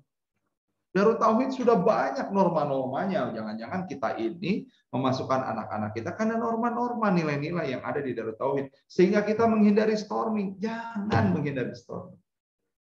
Storming itu perlu ada. Toh kita ini orang-orang dewasa yang kalau kita beda pendapat untuk menemukan pendapat yang terbaik. Bukan untuk ngajak ribut. Baru setelah itu pendidikan anak jadi perform. Gitu dia. Insya Allah. Mudah-mudahan menjawab ya Bun. Ada lagi Kang, kalau semisal sudah terjadi nih ya tindak bullying gitu ya, dan sebagai korban nih, dia mungkin pasti punya trauma ya Kang ya. Dan itu bisa jadi traumanya itu nggak cuman hari ini selesai gitu. Betul. Bisa jadi akan jadi salah satu kewaspadaan di masa depan, karena mungkin bisa jadi akan muncul lagi atau bahkan dia yang menjadi pelaku bullying. Nah, gimana sih Kang caranya untuk bisa menghilangkan? Dia pelaku bullying apa dia dibully? Dia misalnya dibully Kang, tapi kan bisa jadi selanjutnya bisa jadi menjadi pelakunya atau mungkin perilaku. Betul. Kalau zaman Kang Hari itu deal anak kelas 1 SMP didedet. Didedet sama anak kelas 3 SMP, terus ketika kita kelas 3 SMP kita yang balik ngededet gitu ya. Biasanya gitu. Gimana sih Kang untuk bisa menghilangkan si trauma pasca dibully yang Yes. sampai sekarang nih masih menghantui katanya Kang gitu. Healing, man, healing. Oke. Iya. Baik, terima kasih. Repetisi akan diganti dengan repetisi. Dan Allah itu, Masya Allah, Tabarakallah, memperkenankan kita menjadi orang-orang yang berbulak-balik hatinya. Jadi, kalau sempat anak kita kemudian trauma, hatinya hancur karena bullying, maka yang bisa menyembuhkannya adalah repetisi yang kita berikan. Repetisi yang kita berikan dari pemaknaan itu kayak gimana? Ajak ngobrol berulang-ulang. Jangan terus didedet-dedetin sama kita, tetapi ajak mereka memaknai dengan pertanyaan-pertanyaan yang kita berikan. Dengan ngobrol, dengan kita pilihkan teman-teman yang baik untuk mereka, dengan melibatkan mereka kepada organisasi yang jauh lebih baik, which is nanti di organisasi juga mereka bisa mendapatkan bulian lagi. Anak kita bisa mendapatkan bulian lagi, maka organisasi yang terbaik adalah rumah. Bukan sekolah, bukan boarding school. Organisasi yang terbaik adalah rumah, dan pengisi organisasi itu adalah ayah dan bundanya. Sehatnya itu ada di mana? Ada di kita. Kuncinya ada di mana? Kuncinya ada di, kalau anak satu SMP, teman-teman semuanya, kita ini masih bertanggung jawab atas segala sesuatu yang terjadi atas mereka. Jadi bahasa Inggrisnya I responsible to, saya masih bertanggung jawab ya atas segala sesuatunya. Tapi kalau nanti udah lepas dari SMA, kehidupan mereka itu adalah tanggung jawab mereka sendiri. Kita itu bertanggung jawab untuk kemudian memfasilitasi mereka. Nah, karena kita ini masih bertanggung jawab atas segala sesuatu yang terjadi di mereka, disebut akhil balik pun. Akhil baliknya sudah, secara ibadah sudah perlu, tapi secara pemikiran akalnya belum, teman-teman semuanya, maka kita yang bertanggung jawab atas mereka. Kita yang berusaha untuk menyembuhkan anak-anak kita, bukan siapapun. Maksudnya bukan siapapun tuh, ya tentu kita boleh ke psikolog, ya ke psikiater, boleh banget untuk menambahkan. Supaya mereka healingnya jauh lebih cepat. Tapi dokter utamanya kita. Kang Hari saya nggak punya ilmu untuk itu, coaching. Kang Hari saya nggak punya ilmu untuk itu, ngobrol sama psikolog, sama psikiater. Saya self development trainer untuk anak-anak saya berbincang dengan psikolog perkembangan anak. Karena ada yang jauh lebih memahami itu. Kita pun perlu untuk menyehatkan mental kita ketika melihat mental anak kita sakit, bukan? Nah, maka si dokternya perlu dokter untuk menyehatkan mereka. Jadi gimana untuk menghilangkan trauma? Repetisi akan heal semuanya. Sama, repetisi bisa membuat semuanya jadi sakit. Identitas yang kita berikan berulang-ulang akan membentuk mereka sedemikian rupa. Saya punya satu orang teman yang saya bersahabat dengan dia sejak dini, sejak SMP. Saya ajakin untuk berbisnis. Dia selalu jadi orang pertama yang kemana saya pergi, saya ajak. Tapi kok bisnis nggak jalan? Jadi tim di kantor juga nggak jalan. Artinya pebisnis nggak jalan, tapi juga jadi karyawan nggak jalan. Yang jalan itu adalah teman perjalanan saja, saya sama dia. Ternyata identitas yang ditanamkan oleh ibunya, maneh mah moal bisa, maneh mah teu bisa, si eta mah teu bisa, Ri, dia mah nggak akan bisa, dia mah nggak akan mampu, jauh kemampuannya dari itu, dia mah nggak kayak gitu orangnya. Identitasnya ditanamkan seperti itu. Jadi benteng mental block yang luar biasa. Identitas yang kita tanamkan, meskipun kita ini identitasnya kayaknya ideal banget gitu ya. Orang kuat itu adalah orang yang selalu dibully. Rasulullah dan para nabi adalah orang-orang yang Allah izinkan untuk dibully. Rasulullah dan para nabi itu orang-orang yang bukan cuma dibully, seperti kita dibully, tapi mereka itu disakiti dan mereka itu besar. Maka suatu saat engkau itu suatu saat akan jadi juga orang besar. Kalau apa? Kalau engkau senantiasa beribadah dengan baik, punya akidah yang baik, akidah itu adalah keyakinan yang diri yang baik, kamu fokus kepada prestasi kamu dekat dengan Al-Quran, dan lain sebagainya. Identitas itu yang perlu kita tanamkan. values yang kita tanamkan, belief yang kita tanamkan. Kang Hari, saya nggak bisa sendirian menanamkan hal seperti itu. Teman-teman, para orang tua santri, doakan.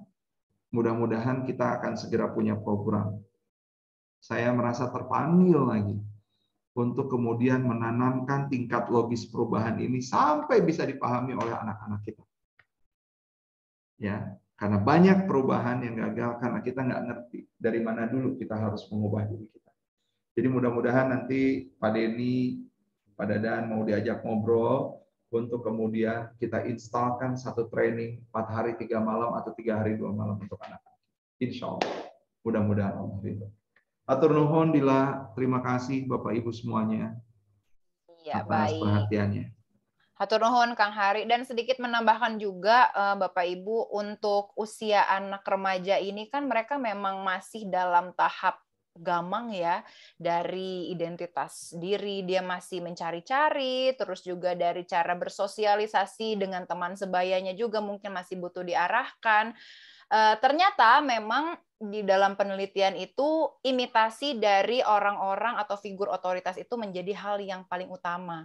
Makanya kenapa sebagai orang tua, terus juga sebagai musrifah atau mungkin guru-guru gitu ya di pesantren itu menjadi hal yang mungkin menjadi satu pembelajaran bagi si anak, informasi gitu ya yang terserap gitu sama si anak untuk bisa, oh mungkin begini ya cara kita berperilaku dengan orang lain, oh mungkin begini ya cara kita berteman gitu ya dengan orang lain gitu, dan lain sebagainya itu mengimitasi. Jadi makanya diharapkan sekali untuk orang tua, bunda, ayah juga ya bisa memberikan tiruan perilaku yang bisa nantinya diilhami oleh si anak itu dan bisa dijalankan sama mereka tuh kayak yang, oh orang tua saya juga memperlakukannya seperti ini dan ini mungkin menurut mereka adalah hal yang benar.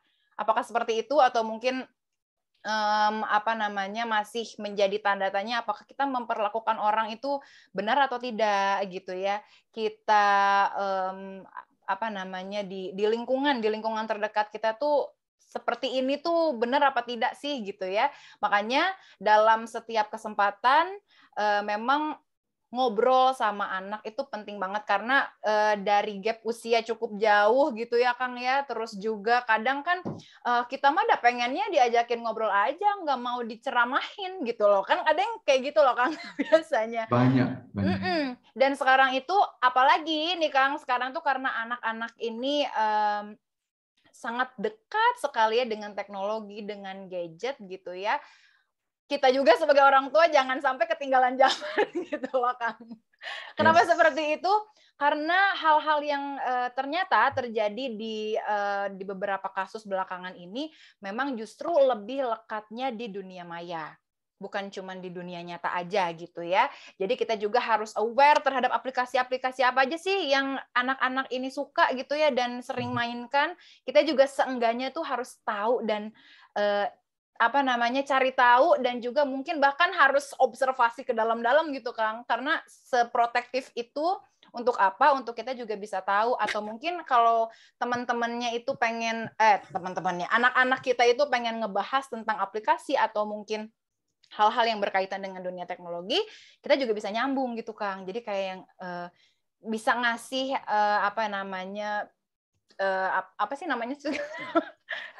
petuah-petuah yang baik gitu ya buat anak-anak gitu ya dan bisa menjadikan si gadget ini lebih bijak mereka gunakan gitu. Mungkin seperti itu Kang Hari dan juga Bapak Ibu untuk kita hari ini memang sangat singkat sekali ya Kang Hari ya, pengennya seharian gitu ya ngebahas ya, dan tadinya kita sampai setengah 10 aja, tapi sampai jam 10 masih 100 orang yang ngumpul, Masya Allah. Masya Allah. Baru jadi turun 99. Terima kasih loh kakak-kakak. Ini ada yang sampai minta kontaknya Kang Hari buat konsultasi Kang?